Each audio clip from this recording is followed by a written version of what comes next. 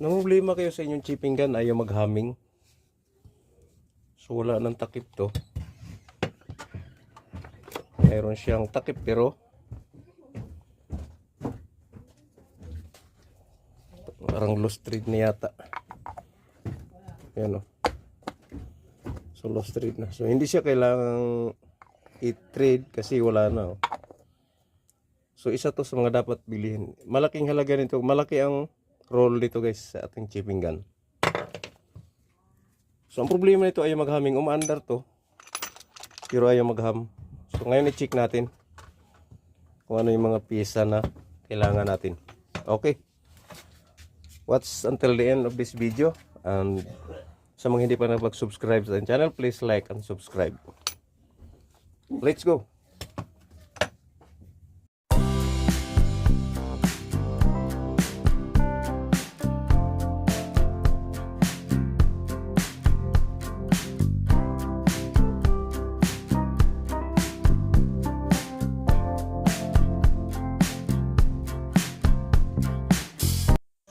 Isa to guys sa mga dapat nating sisilipin, no, ang kanyang tube, no, cylinder. Pagka may leak na, so isa to sa dahilan kung bakit ayaw na mag-humming. So check natin. So far wala naman siyang problema. Okay naman at intact pa.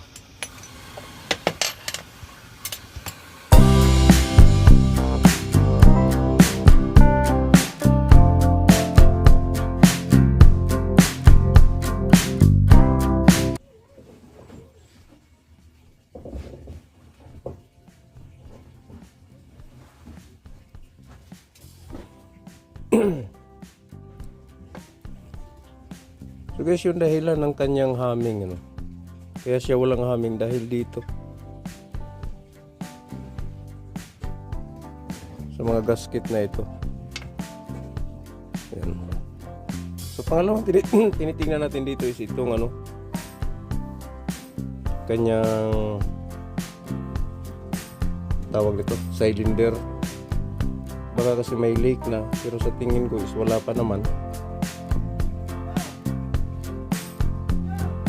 So malinaw pa. So wala tayong problema dito. So ang problema natin is dito sa kanyang striker, sa kanyang piston. Tanggalin natin ito guys, palitan natin.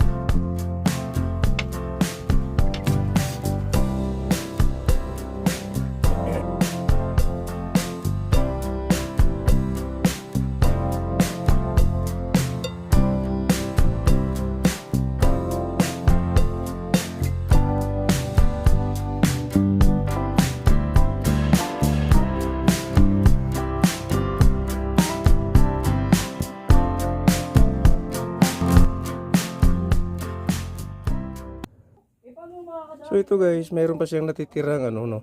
Kasi doble kasi ito. Pag bumili ka ng ganito, mayroon siyang pang ilalim, mayroon siyang pang ibabaw.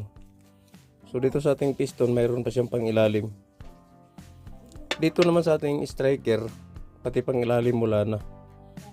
So ang ginawa nito is dinoble. Puro rubber, so hindi pwede yun. So ito ang kabitan natin ng doble. Sa piston is isa na lang.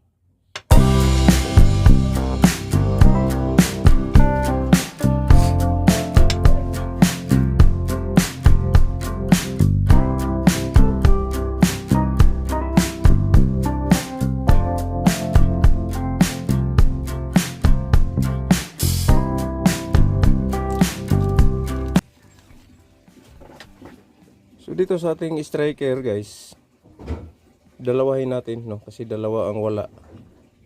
So iuna natin to, no. Ito yung pang ilalim, and then ito yung pang ibabaw.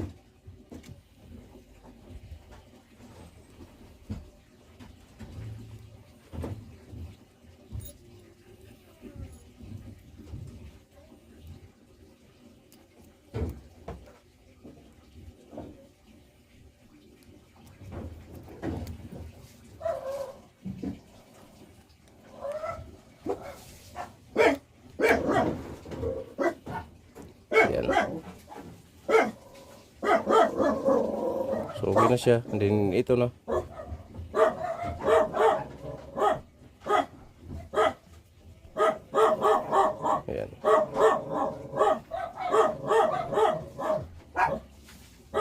ingat-ingat lang sa paglagay nito guys, baka maputol no. So lagyan na natin ng ano to, grasa.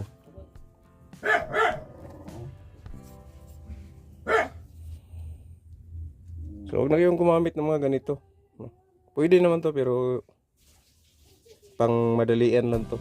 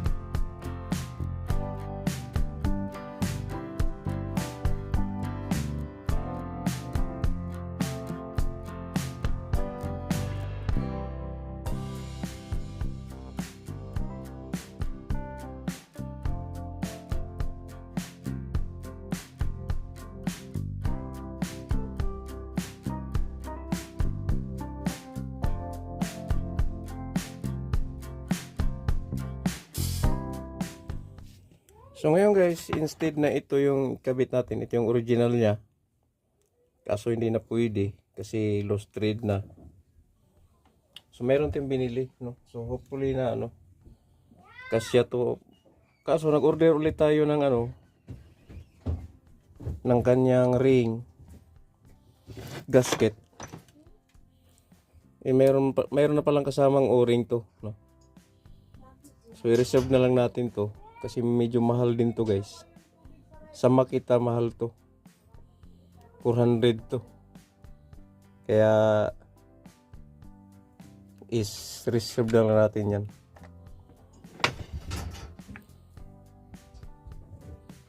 So kasya siya guys, ano.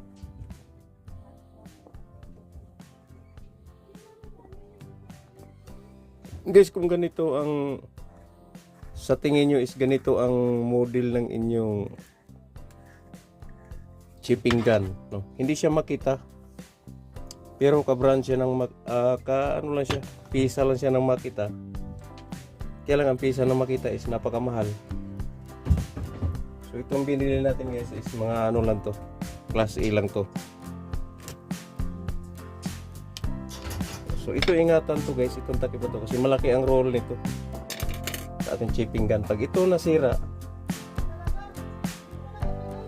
papasukin ng ano to.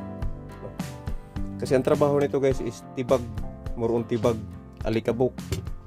Pag ito pinasok ng alikabok sa loob, magasgas yung kanyang piston, itong kanya cylinder. Pag nagasgas yan, so wala na. So dapat ang takip is intact. So ngayon naikabit na natin lahat guys, no. Pandarin natin. Pandarin natin siya.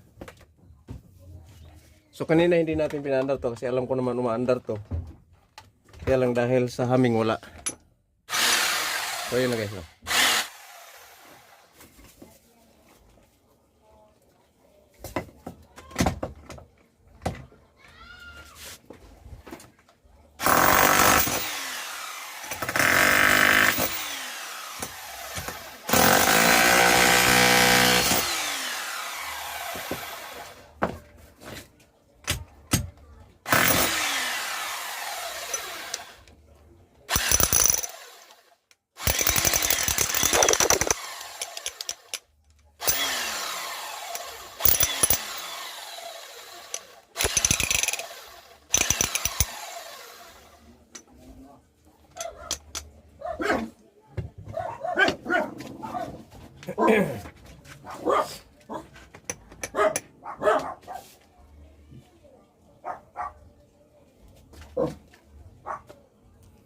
So yun guys, no, yung ating pinalitan natin siya ng cover kasi ito is napakahalaga ng roll nito. Ito kasi loose thread na. So i-remind ko lang, itong mga ganitong klaseng aparato is 40 bag to at hindi maiwasan dito ang alikabok. So once na ang takip is loose thread at natatanggal, alikabok yung paligid, papasok dito guys yung alikabok. So nasisira ito. Magagasgasan yung ating tube, yung cylinder nya. So isa yon sa dahilan. And then mababali yung kanya mga piston ring. So ang piston ring na ginamit natin dito guys is class A siya, pero hindi siya rubber, no. Yung iba kasi ginagamitan na ng rubber. Kahit ako minsan, kinakabitan ko na ng ganito. Kaya lang, tagalan na lang kung sana matagal. Pag ganito kasi ang ikabit mo guys, para siyang metal. So mas maganda yung kanyang performance. So sa ngayon may humming na siya. Sakit. Yan. So may humming na siya. So ito yung mga pinalitan natin. Yung kanya mga rubber gasket. Pinalitan natin siya ng, hindi ko alam kung metal siya. So yun yung mga gasket niya na original talaga. Original na gasket sa mga ganito. So kung ganitong model guys, ang ano nyo, at walang haming. So dito lang yan. No? So yung unang kabit natin kanina, medyo baligtad yung ating striker. Kaya inayos natin ulit, no. So pag nabaligtad siya guys, hindi siya maghahaming. So ngayon, binaligtad natin ulit. May haming na siya. Ayan. Ayan. So pwede na itong ipantiba guys. Ayan. So dinig.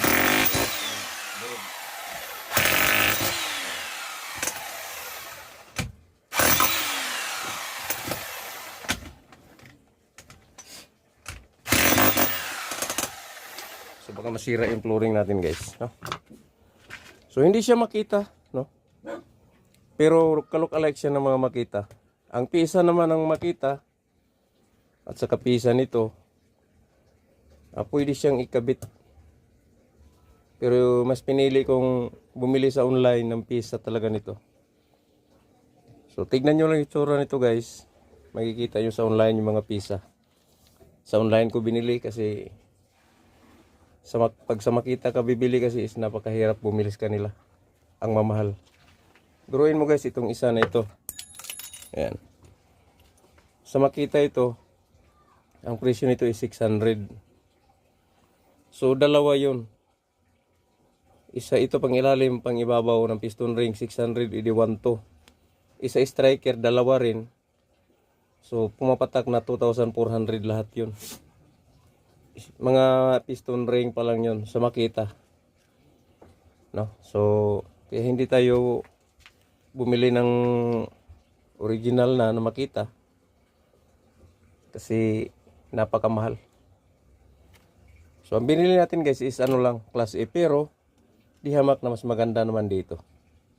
Ito kasi guys is mga rubber to. Once na umiinit na ang ating tube, cylinder,